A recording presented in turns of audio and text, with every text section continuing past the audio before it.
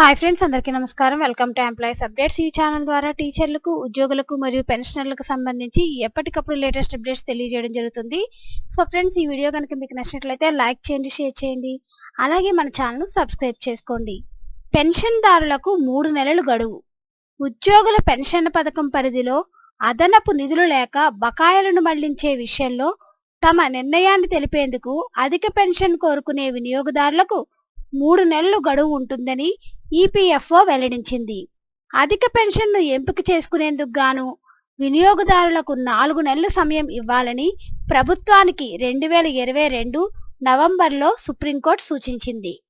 EPFO online ద్వారా joint option form యజమానులతో కలిపి వినియోగదారులకు అందుబాటులో ఉంచింది.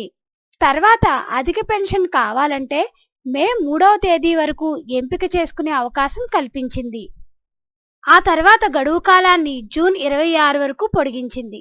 అయితే పెన్షన్ ప్రక్రియ అమలుపై స్పష్టత లోపించింది.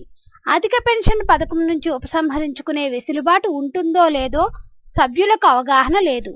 ఇటీవల కార్మిక శాఖ కూడా ఇదే విషయంపై స్పష్టతనిచ్చింది.